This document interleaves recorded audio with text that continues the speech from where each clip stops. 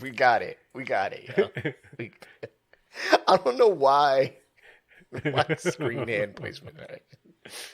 All right. That was funny. What's up, Kev? I think if you're going to put your hand that close to the camera, you need little small Donald Trump hands. There you go. Trump. Trump is never. Oh man, what's good with you? What's how you been, man? How's your week been? How are good. things, Kev? You know what? The Snoopy Hula Snoopy shirt made first day of school outfit. Ooh, we winning. That's right. We winning. Yeah. Yeah. Good. Yes. Big. It's big. And that was originally yours, by the way. Just to... Missed it by that much. Man, happy to hear it. Very happy to hear it. I'm glad she liked it. Yes, indeed. Very much so. Yeah. Yes, indeed. That's awesome. First day of school. Perfect. Thank you. How was all that, man? How's everything? Oh, it was cool. Sure. It was cool. She was, it's a trip because she's just started 5th grade today, and she was hella nervous. So she's a little bit shy, but she was like super nervous. And I'm like, yeah, you're the big person on campus. Right. Yeah. You're in the top. Home. Yeah. She came home. She's fine. That's how it is. There was tears and renting of clothes and gnashing of teeth on the first day. It was all biblical. And then everyone was fine. It was like, I had a great time. It was so fun. I'm like, oh, really? I didn't. Not in the morning. It was so quiet at home. Yeah. Oh, my God. Oh, yeah. I didn't have somebody asking me for snacks every 5 minutes. I didn't have my little office mate banging on the table when I'm trying to I literally, did I tell you the other day, she's sitting there across from me and I'm doing something with the mouse. I was about to move some files and she banged the table. It moved my hand and I deleted all. I was like, oh my God, what? I mean, you are the worst office mate ever. That's like people I actually was in the office with, though. So now if I make a mistake, I don't have anybody to blame but myself. There you go. See? Yep. See? That's where it all goes wrong. Yep. Yeah. Now when I'm late to meetings, Zoom meetings, it's like, really? Kids in school? Yep. It's on you, buddy. Yep. It's on me. How's your week? All right. So there are two. It was good. It was good. We're back and getting back into the swing of things, man. Everything is, Happy Hip Hop Day, LA. So there's that. All right. Yo, you went to that. I did. You went to the. How was it, man? It was cool. It was good. Saw the it was picture, cool. You know what I'm saying? Yeah, I got to. I saw Mark Love for the first time since I've been back, so that was dope in itself. But a lot of people were there. Ice, C minus, Click. Got to kick it with Click. The Super Latin. Who else? Synapse was there. Mona. Chopping it up with Mona for a long time. A bunch of other folks, and then some folks that I never met Battle Cat till the other night. Okay. So that was dope. And Sketch, of course. So, Okay. Yeah, Sketch and Ice. So, yeah. But yeah, it was dope. It was dope, man. Thanks for coming. That's cool. Yeah, man. I was driving there and they said, you know what, man, maybe it's best that I just, I'm going to be late. So I just went home. No, you didn't. You didn't. Not even close. Yeah. Not even close. I was on the couch, which is where I belong. I belong on the couch after 8 o'clock. This is it, man. Listen, doing Rap Sucks Radio is my late night. All right. You know what I'm saying? I'm doing it, man. I'm staying up late, man. Yeah. That's it. Who want to hang out? Kev? All right. Let's go. Let's do it. Let's do a podcast. Then I'll hang out late. Do you have, Kev, opening question, do you have a rule about eating in the bedroom? Food? Oh, my God. I don't even. This is why I don't hang out late. Okay. Eating food in the bedroom, yes. I don't. I just don't. You just don't do it. There's no hard and fast rule. You just don't do it. Not really, because wifey will take a bag of like popcorn in there, and she's a big fan of popcorn, so she'll get a magazine and curl up in bed and have a little bowl or bag of popcorn or whatever, and then wake up and there's just popcorn all in the creases of the. It's fun. All right. I'm good. I'm glad I'm not the only sufferer. Here's the thing. Yeah. Talk to me. I grew up to where you could not eat in the bedroom. Yeah. Right. Bugs. It was a hard and fast rule. Yeah, because you would get ants. Right. Yeah. Yeah. Okay. So today, Oh, I'm sorry. Go ahead. Yeah. No, it's all good. That's all. It's just so today. ... There's a thing about me that you, the listeners, should know, right? And this is something. If you follow me on Facebook or Instagram, or maybe you've gotten close enough to know me personally, which is rare.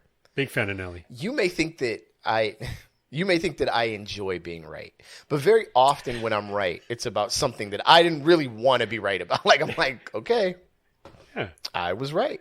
I knew that was going to happen. Yep. And it happens. So talk just know that when I'm right about something concerning not eating food in the room. Oh no. What happens is this sounds bad. We have ants, right? So now I'm okay. But you know what I did when I found out that there were ants in the bedroom? I walked out. Yeah. But then you had to walk right back in. No, I didn't. Wow. That's not y'all. Oh, see? I didn't do it. Is it your room? Yeah. Of course it's... Well, who else's room is it going to be? Of course it's mine. Of course. Well, that's the cold thing, is that I end up having to be the one that has to kill all the bugs. That cleans it up, yeah. Mm-hmm. That's not cool. No, not this time. I took a stand for all mankind. Yeah. What people have to understand is that it's not, at least from speaking for myself, it's not that I just enjoy being right. It's like I'm being right. I'm not being right for me. I'm being right for you.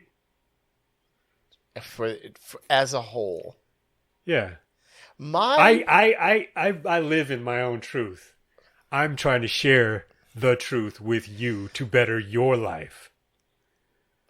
I can put it perfectly. My rightness is grace.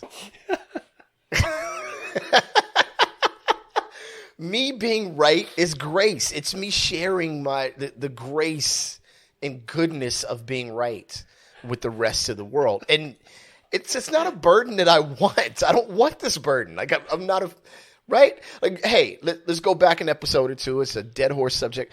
I told y'all from the very beginning, right, that the black and yellow dude was not the bad guy. And I was right.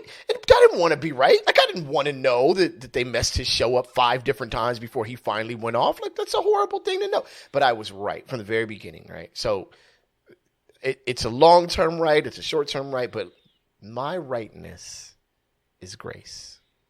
Yeah. Quotable. Yeah. There are many different strains of right.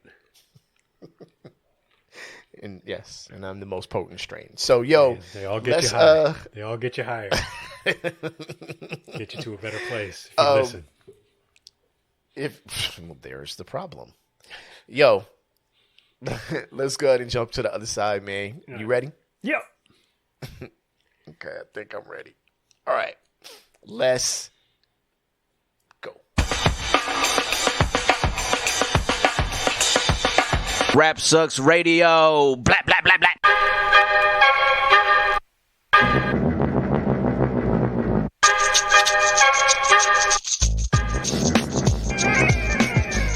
What up, y'all? You alive on Rap Sucks Radio with your homeboy Track Life and your fam, Sakoda. The truth.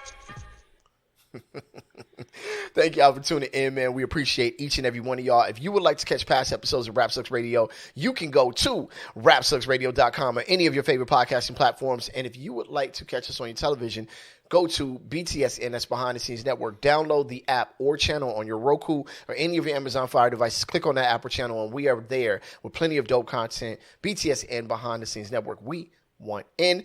And man, follow us on Instagram, man. Rap 6 Radio on Instagram. BTSN.pass on Instagram as well. Word up. Kev, you know my response to things now? What's that? By the way?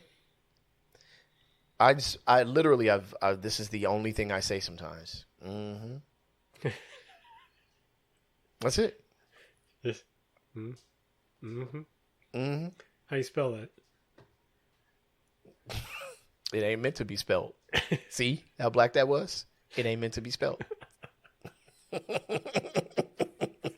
The game is meant to be felt, not spelled. Not spelled. Yo, that should have been the topic title for the day. The game was meant to be spelled, not felt. We got it. One day when someone wins a spelling bee in a hilarious fashion, that'll be a topic title. Oh, by the way, real quick, before we jump any further in, am I wrong at having shed a grown man tear at hearing Doom on a track with Black Thought? Because that was unreal. And I mean, crazy when, yeah. Where did that verse come from? I have no idea.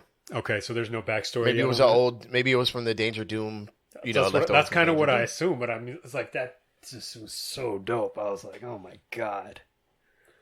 There's something about, I have a theory that people really hate dope rappers more than they love them. It's a theory that I think is true, right? Because you guys let Nelly walk around, so I'm just assuming that. But, but there's something, there's something really special about like a dope, like a great MC. I mean, I'm not even being fun. Like there's no, it's like, and to have the best of the best together, right? It's just it's something else. Like it's something else. I don't know if I have genuinely had the words to describe it, but when you hear it, you're like, yo, that right there is some special shit. You know what I'm saying? Yeah, man. So, I was bugging out. Like I'm like, you know, like there are certain things where you read them. Like books that you're like, okay, I need to make a note of that or whatever. And then there's some books that you just read for pleasure. You just power through it and leave it. No, that's that. It's just like watching a movie or whatever, right? Like an experience, and then maybe you go back to it later. This is one of those albums that I was just like, oh, I'm gonna have to go back and listen to that a couple more times. Yeah. Like, because it was not as though it was Doom's best verse ever. Also in that particular song, but it reminded me of he did all the things in that verse with the cadence and the odd stuff that he does with his rhythm and stuff that remind you of why you loved everything from KMD on, the little offbeat stuff and then just wordplay and the double rhymes and all that. I was like, man, and Thought's killing it throughout. I thought it's just these are just rest in peace to Doom. Master rhymers, man, just masters at the craft. You can't rap like that. You know what I'm saying? Like you're listening to this show, and you consider yourself an MC, and I think that that's a great thing for you. But you'll never rap like that. It's just not going to happen. I'm just telling you now. You know what I mean? Most of you are the equivalent of like, if I made a basketball comparison, most rappers are 24-hour fitness rappers, right? Like they're not NBA pro rap. You know what I'm saying? You're a 24-hour fitness rapper. You're not going to be like what these two dudes are. Like it's insane. I shouldn't be mean, but a lot of y'all is whack. So, anyway, this is not connected, by the way. The next person we're going to talk about, because I actually think he's pretty dope on occasion. All right, so episode title is we pulled right from Whitney Houston on this one. Good call, man.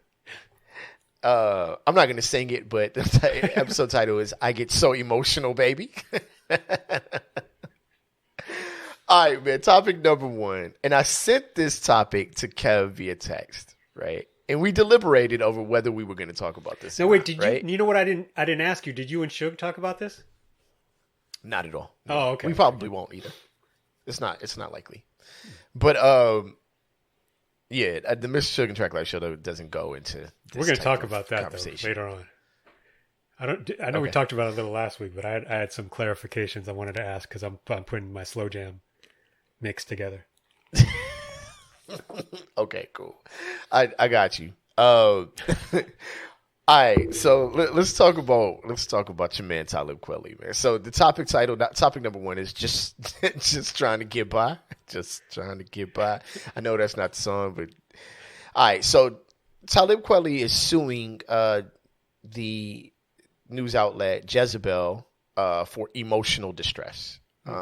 We sourced Jezebel.com, which I'm going to be honest with you. When I sent this over, I felt like this is kind of an unfair source. But that's right? Like, you never talked to nobody who's being sued by someone and got like the best story about it from them, but whatever. Is anyone else even talking about this, though? Yeah, there were a couple more when I searched for it, but I went ahead and went for this one because this was the one that popped up first on my feed or whatever. But so players involved in Talib Kweli, Jezebel, and Law and Order. I wish I had that sound. Don't. All right. So check it out. From Jezebel themselves. Rapper Talib Kweli is suing Jezebel for emotional distress that he claims we caused him in our 2020 story. Talib Kweli's harassment campaign shows how unprotected black women are online and off.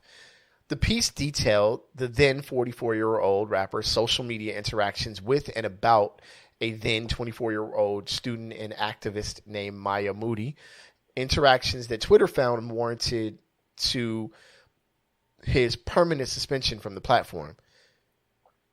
He filed his at times bizarre and indecipherable suit on Thursday. This is why I'm saying it's an unfair source. Okay. All right. On Thursday in New York Supreme Court against our parent company G/O Media, and the piece's author, Ashley Reese. Okay. So interestingly, Kweli filed the suit pro se, meaning on his own behalf, which they said, Kev, again, unfair source, that explains some of the odd wording in which he alleges that we used him as a guinea pig to clarify how black men treat black women. All right. So Kweli claims Jezebel piece painted him as some, quote, some monster that didn't like black women when 500,000 plus of his fans are black women. His ex-wife and his child's mother are black women, and his employees are black women. He cited Brown Skin Lady, something that I thought was not the best thing to cite, from his 1998 album, Mos Def and Talib Kweli, our Black Star, and as counter evidence, his reasoning, quote, the fact that plaintiff Talib Kweli wrote the song Brown Skin Lady in an album that charted number 53 on the U.S. Billboard 200 and 13 on the U.S. top R&B hip-hop albums Billboard in 1998. This song was famous worldwide, quote, end quote. He bolsters the point by citing his own lyrics in the suit. So, what's Kweli asking for, Kev? $300,000 in damages, or half of his salary. All right, I'm gonna let you take this one first. I don't even.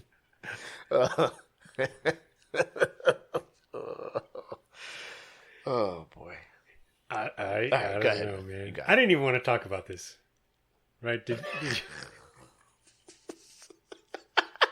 You guys just see the face he's making right now.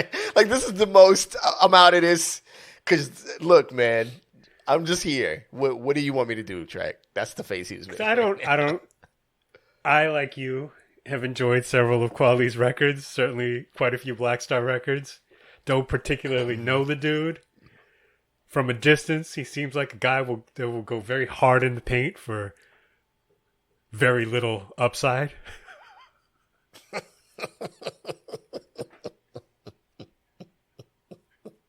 It's unreasonable. As evidenced by this, the seeming circumstances around this lawsuit. But I don't know. I was kind of hoping I could sit back and get your take on it there, buddy. All right, so I'm going to use this opportunity because I don't really know the Jezebel, the situation. Like I don't follow Talib. I don't really go on Twitter, right? The comment section on Facebook is already a cesspool. Twitter is like worse, and people are stupid. So, with that being said, I'm going to say this, and this is like the worst thing people say when I'm going to say one of the worst things people say when a person's kind of a jerk, right? Look. All my interactions with Talib Kweli have been A+. Dude has been mad cool every time I've met him. He's like the coolest person to me and everyone around. I've never seen dude trip on anybody. My understanding of people I know personally that have dealt with him business-wise, like I've never heard of him undercutting anybody or disrespecting anybody. I've bumped into him in passing, coming out of one studio as I was going in. Dude was wild, man, cool. We chilled out for a little minute, you know what I'm saying? Like, never had no issue with dude. You hear a lot about a person, but I will go back to when I was in high school and I heard all of this. I know it's not the same, Kev, but I heard all of this madness about Redmatic. Like, people used to say, Redmatic's a jerk. He's standoffish. He's da-da-da. And, man, you meet Red and be like, see, this is why I don't trust people. Because Red is like the coolest person pretty much on the planet. You know what I'm saying? So I'm going to start off with that, right? Now, the second thing about Talib Kweli, outside of maybe one other person, right? Shout out to a very close friend of the show. His accounts I'll believe because I have chilled with him. I don't want to say I know him, but I don't want to throw him under the bus, like as a person who said anything to me. Mm-hmm. The only people I know that have had crazy interactions, I'm talking no personally, or have been around personally, that have had ill reactions with Talib, are equally volatile people. If I'm being fair. If I'm being 100% fair. Like, I'm just saying, when you start looking at the list of names in the most recent Los Angeles situation, you go, okay. Probably could have happened. Maybe a bit of dual fault there. Possible. I'm just saying possibly. I've been around you. I'm just saying. I don't know. But now I can no longer go back to Project Blood. With all that being said, the more serious part of this, though, is to be a celebrity, which by all accounts Talib is a celebrity, like in maybe not in Marvel Comics world, but in some capacity, he's a celebrity. And to have these debates with people online, you know what I'm saying? Like, you can't. I get it, but in my opinion, you shouldn't. You know what I'm saying? The position that you're coming from and overall the type of people or people that will back you will ultimately bully, no matter how you cut or slice it, will ultimately bully the other person. It doesn't matter if they're right or wrong, right? You have volume behind you. You know what I'm saying? And in one way or another, even without his harsh words and interactions, unfair as it may seem, I don't believe that, celebrities should interact in such a way online. You know what I'm saying? I just think you basically are putting another person in a bad position one way or the other. You know what I'm saying? Mm-hmm. With all that being said, I don't know the depth of anything. I know that, the way that Jezebel wrote the article gives me an indication that, maybe being impartial is not in this situation is not possible for them. Mm-hmm. But again, they're also kind of victimized in this, right? So, yeah, it's a slippery slope for me. But I'm just gonna say, right, out and out, man. I don't know enough about the direct situation. What I do know is, if you're in his position, you're probably in the wrong. Well, yeah, I mean, you know what I'm saying? What I recall is that, and I don't know who the woman was that kind of kicked this off. I don't believe that she was directly speaking. I don't think she named him. But I think he took offense by what she made sort of a general statement. Which is, if you're going to make a general statement that's kind of like negative about a general group of people, somebody might take it specifically. But Very I much don't. so. I also don't think she was at. She's not like she's not a famous celebrity or whatever. I'm sure she's famous on Twitter. Maybe I don't know. But it certainly seemed like he took it, and like I said, he kind of like just kept on going with it, right? Yeah, he yeah. So then it gets into a little bit of gender kind of stuff, right? Sexism or whatnot, or whatever you want, toxic masculinity or whatever the hell you want to call it, because he was going hard at a woman, right? At a woman. But he's gone just as hard at dudes who I'm like, dude, that dude will take you off the board. Like, why? Yeah, I'm what like, are you doing? yes, right. Sometimes I'm like, yo, like you can't come back out here. Yeah, exactly. It's like you're not. I mean, like I've seen you out here in the streets. Like it's like, but I don't think we're gonna be seeing you out here anytime soon. I mean, but it's one thing to like definitely with him going against other MCs. It's like that's while it can certainly get out of hand easily.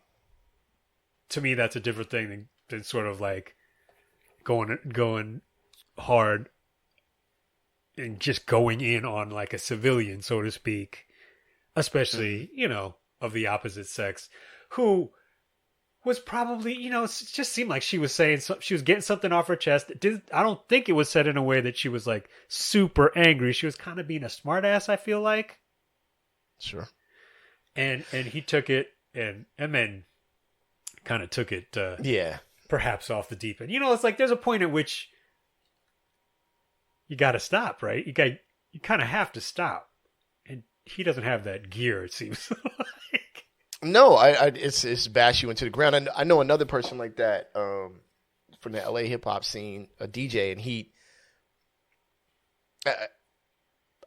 this is no way comparing him to Talib, but he fashions himself as like a martyr in many ways. And I'm like, but dude, you do not take your foot off the gas and it'd be something real stupid like whether somebody likes cheeseburgers or not. It's like, dude, leave people alone. But also,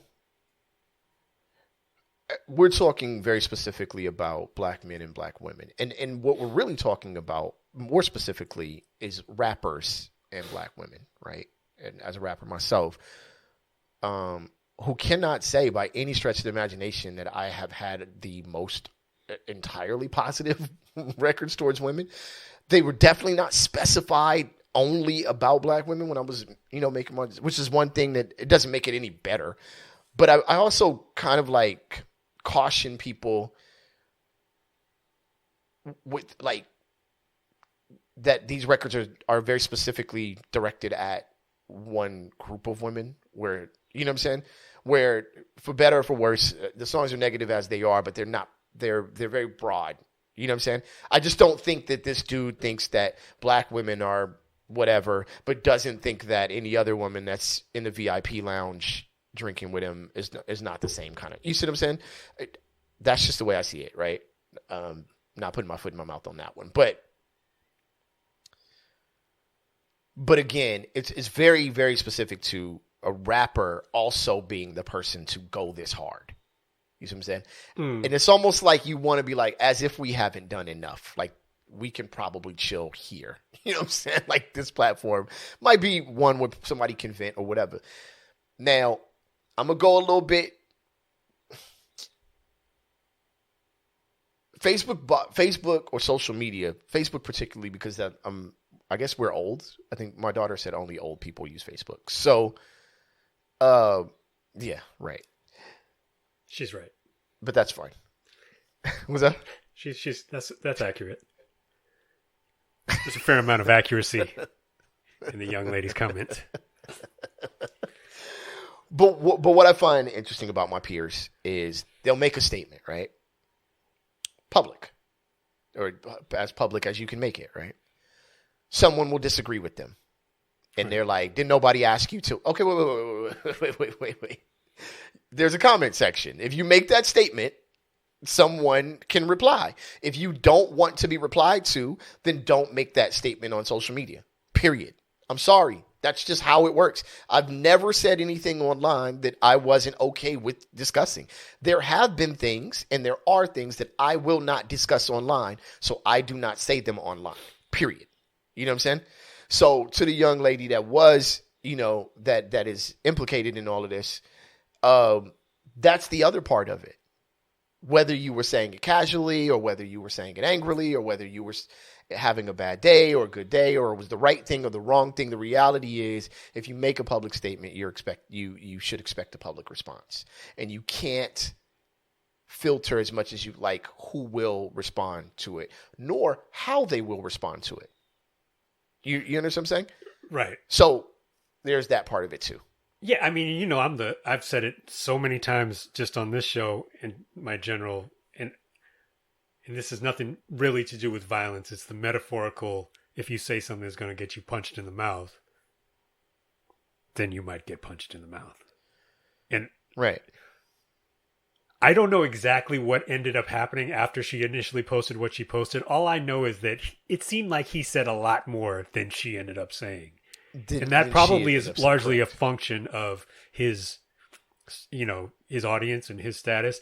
But when you are dealing with, I mean, this is the thing. That kind of the point is, and the defense, people rushing to her defense naturally, I think, because at some point it became clear that there was a certain level of bullying in it. It's like, if you have that much of a problem with what one person is saying, don't say it to 300,001 people or 3,000,001 people. Get in contact with her directly at some, like you can fire back at some point. One, you got one. You want to come back one, make it sharp, and then step away or whatever, right? Yeah. If she comes back with something, if she comes back with a dart, then maybe it's only going to get worse for you if you keep it going. Because either you're going to get played out, and you're going to make her voice louder. If you really think she didn't deserve to say anything, then you're going to end up losing. Or you're just going to make yourself look like a bigger and bigger jerk with every word that you continue to say. It's like, and if she really hurt your feelings and struck a nerve, and it's that important to you, there are ways to get in contact with somebody directly and voice your opinion one-on-one and not make it a performance, right? And that's the thing. And that's the same thing I think that he ran into in the other situation we're talking about, is that it could have been a one-on-one thing. And that's the same situation that I see a lot of people. I don't even know who you were talking about, the DJ or whatever, but there's plenty of times when I've hit somebody up straight up one-on-one. Is like, what's happening there is going to be different on that comment section is different from what is about to happen here. Sure. And this is still just online. And this is not tough guy stuff. It's just like, let's just figure this out. Because that's a show. If you want a show, you can do that on your own page. Thank you. Yes. Don't come to my show and not play. This is my show. If you're not going to play my new record and you just want to scratch Black and Yellow, I might have to knock your hat off. Knock your kufi off. Like I said, I've said this before. There are three things you can't have. There are three things that don't go together. You can't have beef with me, my phone number, and my respect. Right. Right? If you got beef and you got my phone number, you know what I'm saying? Ain't no beef if you got my number. You can hit me up. Right. So whatever happens publicly, if you have my phone number, then of course you don't have my respect. Right? So with status is this ability to have a content. Hey, you know what? Because if it's me and I'm sitting in Talib's position or anybody else's position and this is a person of, whatever status, right?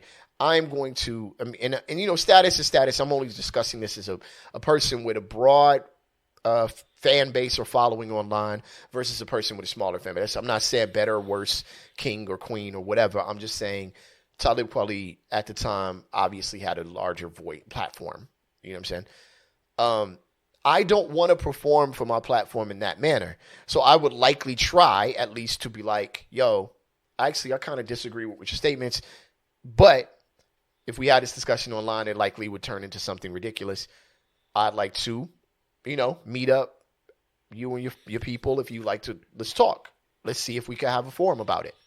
You see what I'm saying? If you're going to go as far as he went, you might as well offer the sister a platform, right?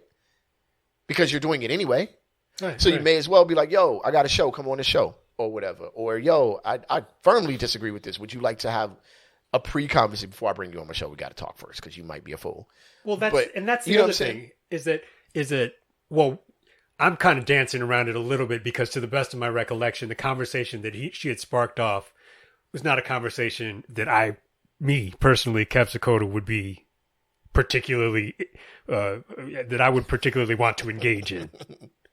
We'll just leave it at that. But it was like 2 sentences. It was a tweet. It wasn't as though she went on some sort of long multi-tweet diatribe about the topic in depth and painting some sort of larger discourse about the relationship between certain men and certain women. And again, I don't think she named anybody in particular.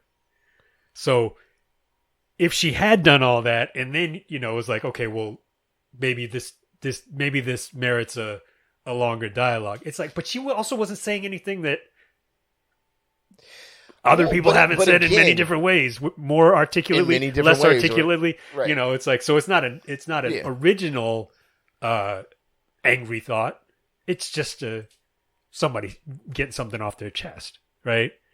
In what probably was at the time 140 characters. So, if you want to get mad, then it's like. You have a million other people you need to get mad at, too. And now you have them all mad at you. Sure. Well, and then you lost your platform because of it, right? Or at least on Twitter. Was it worth it? To me, it's the interesting part of the discussion is how a person of that stature or status would proceed. You know what I'm saying? Do you because you take the outlet that I don't want to diss Jezebel like that. I don't know. I don't read Jezebel like that. But there are also these other things where that shimmy on the line of taking advantage, right? And speaking a truth or an opinion that you live, which is in fact the truth. It may be anecdotal, but it is your truth, right? So, I think that in the end, celebrity has to be careful and not careful, mindful of who they're talking to and what they're bringing on the person that they're talking to. Yeah. You know what I'm saying? And if you're in his position, a person who's had he hasn't just had debates with black women, as you stated earlier. Like Talib has debated everyone. That's the thing, is that it's not like he's he'll take all comers. Exactly. Mm-hmm. He don't have for better or for worse. Yeah, but you gotta be mindful. You know what I'm saying? You gotta be mindful. Like you said, it was 2 sentences. This is kind of different than the person that wants to antagonize Talib, so they get online talking about hip hop and say that hip hop was made by country singers in the 1960s, and it's like then Talib will go at them, and it'll be a little bit more than necessary. But yeah, like I said, it was her opinion. It was two sentences. It didn't seem to be too deep. I don't know. I also let me kind of move ahead here, though. I'm going to kind of move off of Talib and on to just personal experience with rappers, right? I'm an MC, a personal experience, right? So, like, we have a belief because of this conscious era, right? Or a rapper is conscious or wise in their words on the mic, that these people are respectful. and I can tell you as honest as anything I know, like, dude, I done been around both of them. I done been in the studio with Death Row dudes, and I done been in the studio with the Righteous dude, and it ain't that much different. If different at all. A lot of times the Death Row studio was actually a lot more respectful.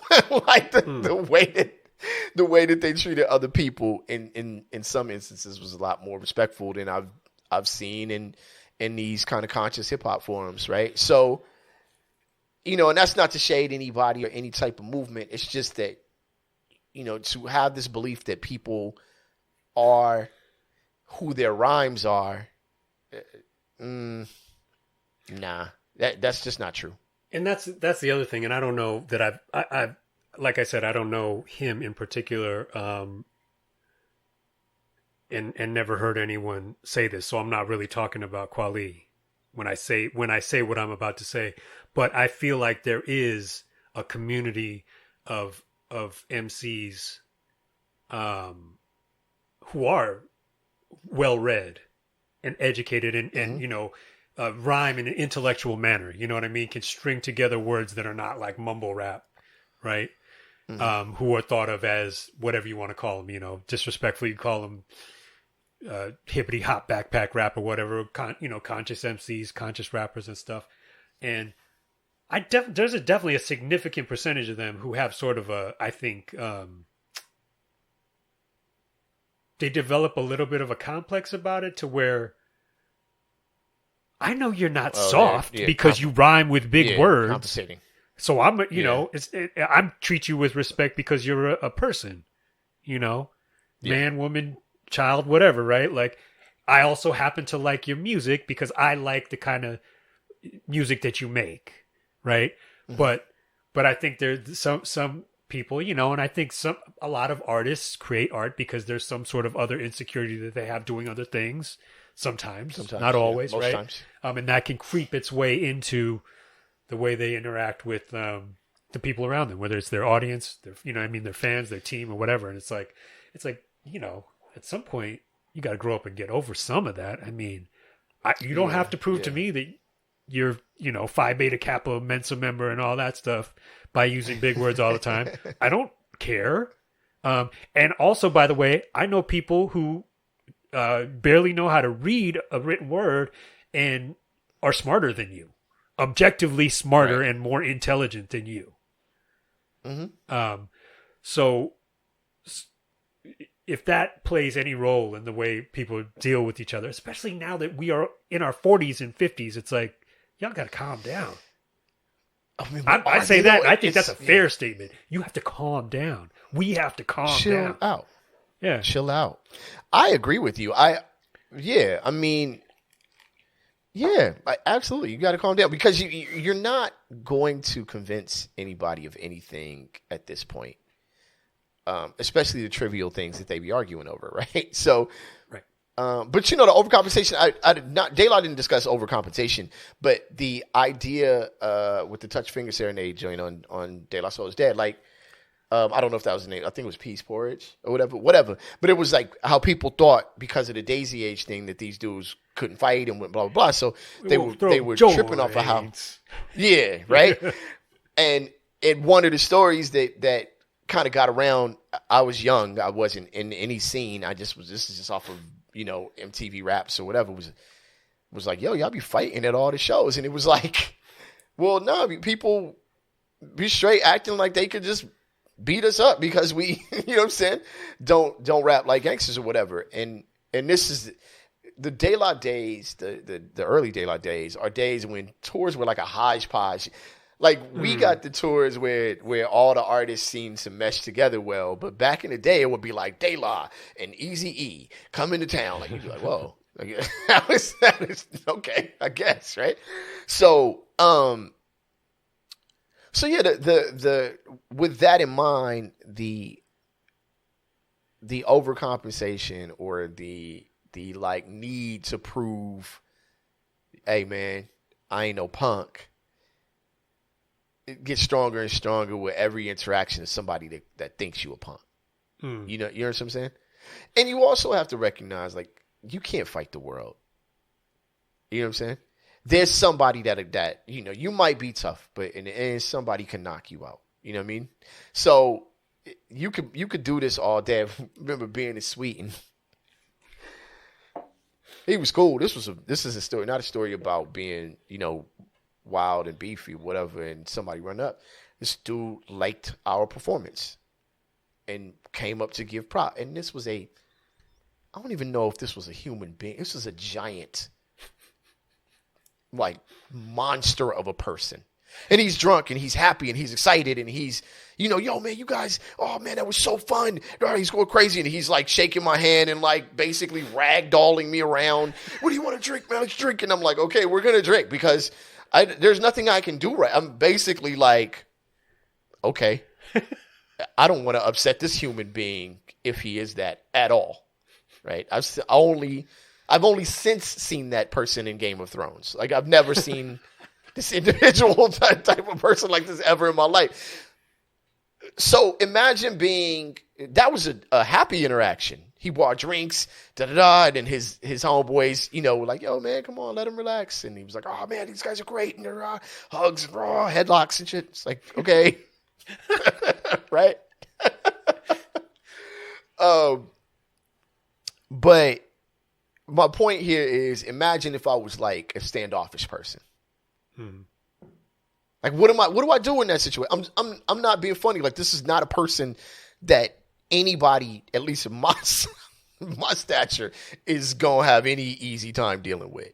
You know what I'm saying? So it's one of the reasons I don't walk around like that, because I've seen it, man. I've seen people run their mouth, and then next thing you know, they getting drugged from one end of the club to the other, and they swirling them around on the floor, like mopping the floor with them literally. And then one dude is like, oh, this looks fun. And they run in and elbow and kick the dude. And then a fan kicks him. Like, it's like, damn, yo.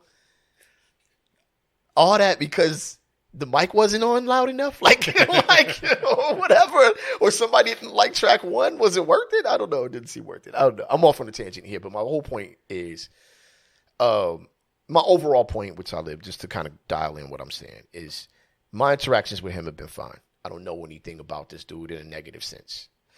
His interaction with fans is documented as heavy-handed, to say the least. Oh, okay. You know what I'm saying?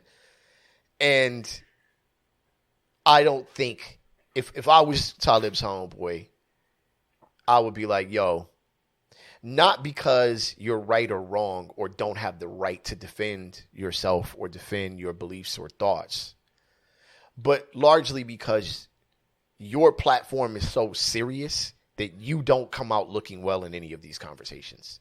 Your platform is so large, your voice is so large, your celebrity in comparison to the people you're arguing with is so large that you never come out looking good in this. You know what I'm saying? So you got to find a different way to fight this, Right. And he didn't have the friends around, or doesn't seem to have the people around him like that giant dude had around him to say, yo, chill out a little bit. Yeah, like, what? You're too powerful. You're too powerful. Like, what? Like, is this Shrek? What kind of ogre is standing here? You just bent. You just bent Trek Life in 4 pieces. What are you doing? Happily. Like, oh man, that show was so fun. It's like, oh my God. It's like, Lenny, can you stop? Like, yo. Oh. The literate MC. All right, man. Hopefully we didn't dead horse that. We did. But we did. It's okay to dead horse things on occasion. Yeah. All right. So topic number 2 is titled Ted 3 Looks Crappy. So the reason about this is a car thief who hid from police inside a giant teddy bear learns his fate. So, reported by HuffPost.com, Joshua Dobson, Manchester, England police are the players involved. And listen, a suspected car thief in Manchester, England apparently found the idea of being arrested unbearable. Good job. Good job, Huff. They always do it. Good. Wait, give me that laugh again? Come with it. Yeah. They're like the black thought of left-leaning publications. Hey, but do the laugh you just did again. Do you remember what you just did? No. He said, "Ha." That was perfect. That was the perfect response to that. All right, he said, found it unbearable. So he reportedly attempted to hide inside a 5-foot teddy bear. The 18-year-old has been wanted by Greater Manchester Police since May when he allegedly stole a car and didn't pay to fuel it up. Wait, what? I guess things are different in England. Jack is a polite. If you steal this car, you need to put gas in. Okay. Yeah, it's like Dobson managed to maybe that was okay. Anyway, Dobson managed to elude capture until July when police were searching a house in Rockdale and noticed what a force spokesman described as a large bear breathing. Dobson was taken into custody and charged with the alleged crimes. He was sentenced to 9 months in a young offenders institution last week. The Greater Manchester Police announced Dobson's sentence on Facebook with some pretty, all right, we're going to do it twice, unbearable puns. All right, okay. The first time it was good. The second time, okay, whatever. Even better. Here we go. This is from the Manchester Police, the Greater Manchester Police Department. End quotes. He's now stuffed behind bars after being sentenced last week for theft of a motor vehicle, driving while disqualified, and making off from a patrol station without payment. Hopefully he has a bearable time inside. Oh, you guys with this bearable thing, we've done it. We've overdone it. It jumped the shark. Kev brings it back. Good job. Good job. Oh, man. Perfect. What do you think he was doing? Do you think he was actually hiding in there, or was he doing some weird furry stuff? I was going to say, wouldn't he get away with? Is that what furries are doing? Are they hiding inside of teddy bears? This article has a picture of the bear, and what part of the bear's body do you think he crawled into? Okay, so we're going to post this on picture. Is this a picture that's going up on the Instagram? I think so. Yep. Let's just say he got up in the bear's guts. I hate this show, man. Sometimes we don't need to. You know what I mean? What? Was the Did you the bear just gonna? say, What is the bear gonna tweet at me? Maybe. Did you just say he got up in the bear's guts? Though, why? Oh my god! I'm looking at the picture, man. I'm looking for the picture.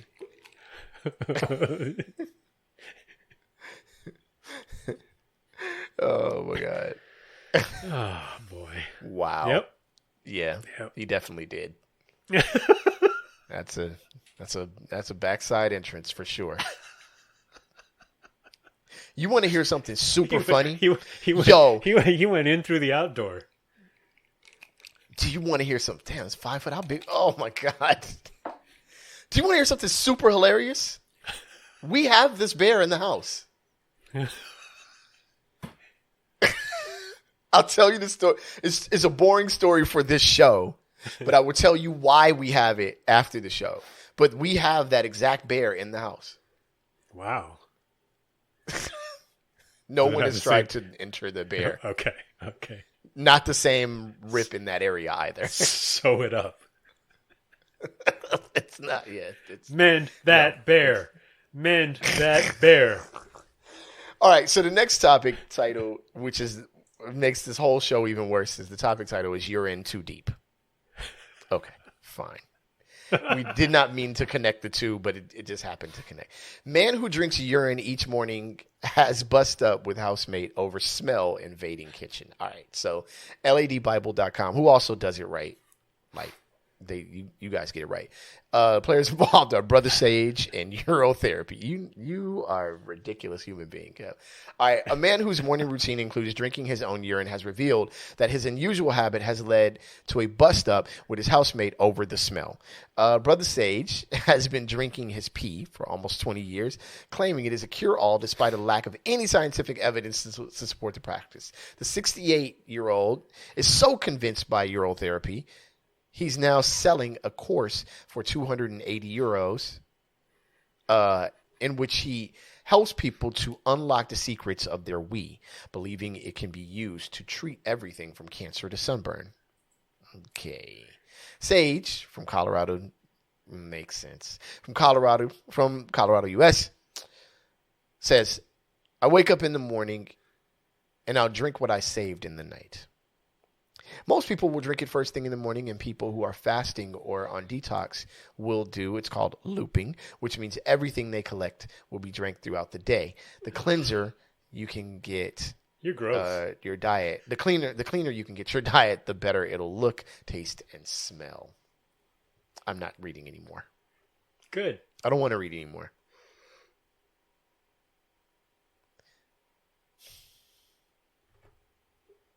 But you see what you did to R. Kelly. Racist. Right. He's a racist. Well, he peed on himself in this case, though. That's true. Brother Sage sounds like a 90s rapper who was signed to Def Jux. Doesn't it, though? It really does. It really does. I don't have any words for this. Dude, come on. Yeah. I don't think this is a good idea. This dude does not look healthy, by the way.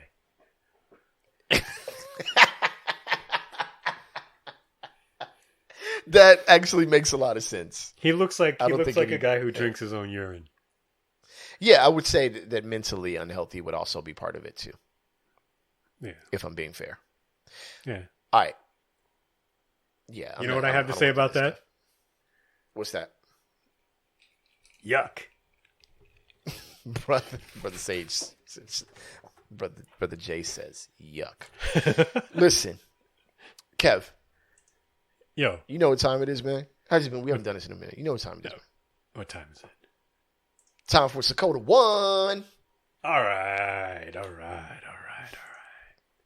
This is the part of the show where we rename basically what we do the whole show to Sakoda 1. So I'm just going to give him an article. But in this case, I'm going to give Kev a title of an article, and you got to say the first thing that comes to his mind. All right, here we go. A fourth set of human remains is found at Lake Mead as the water level keeps dropping.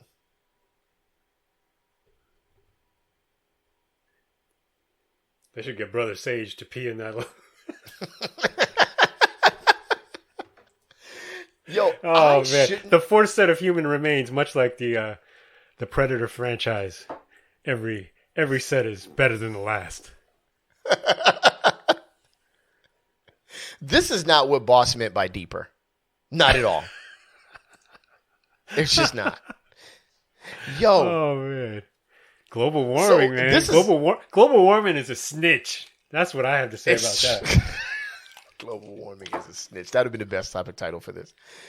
Global warming is straight. You're right. It's straight snitching because Lake Mead's not the only place this is happening. Like they find in bodies like, oh, there's a body here tied to something more often than not, by the way. Like, not like somebody fell in and was found. Shoot, there was a body found in the man-made lake in front of SoFi. Already?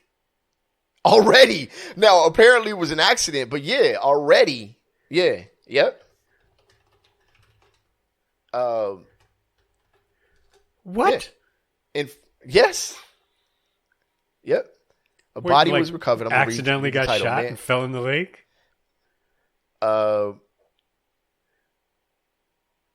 Let's see. Yeah, I mean, I don't want to go too far, but yeah, it's here. It's just basically a body was recovered from an artificial lake outside of SoFi Stadium. This was on the Wednesday before July 7th. Ooh. That's terrible. So that was the July 6th. Yeah. That's like walking into your bathroom after you had the plumbers work on the whole thing and just seeing a big old dump in the toilet. Right? It's a big old person. It's a person in my toilet. Okay. How did... It's like a Family Guy episode. Oh my God, it's terrible. How can you make fun of this? I don't know. Someone's going to tweet at you. How many mafia bosses are like, well, I'm dead now. Got away with that one for the Lake Mead stuff. Hey, you did your best. You know what I'm saying? Somebody named Tony is at the house like, I wonder if they're going to figure this one out. There's a Tony somewhere that's just a tad bit nervous. He's okay, but he's a tad bit nervous about what evidence might be found. Oh, man. Jimmy Hoffa, who do we find at this point, right? There's a couple people that unsolved mysteries. They've got to be in this lake somewhere. Oh yeah. Or are these the people that are supposed to be cemented in the Hoover Dam? Well, that's the thing. Is like that must be bad for morale for the police, local PD. That global warming has solved the case before. Especially if you're like a police officer that doesn't believe in global warming. It's like this global warming's like this clowning around like, oh, what? You don't believe in me? Well, you know what? Here's 4 bodies. Now what? I'll do your job. You know, that's how real I am. Oh man, this is a is good 4 show, of man. many, I believe. Yeah, it was a good show. All right, man, let's get on out of here, yo. Thank y'all for tuning in. My name is Trek Life. That's your homeboy right over there, right over on this side. Actually, that's your homeboy, your fam. I'm your homeboy Trek Life. That's your fam, Kev Sakoda. Oh, I got a good name for Brother Sage. What's that? And me, if we made a group. Okay. Yellow Star.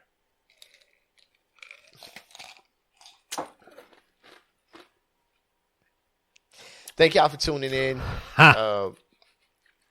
Basically, that's all that is. Ha. It's like Family Guy. Ha! From like out the window from afar. Thank y'all for tuning in, man. We appreciate each and every one of y'all. Catch us on the flip side. Follow us on Rap6 Radio on IG. Rap6radio.com. Count to 3, we say peace. 1, 2, 3. Peace. We out.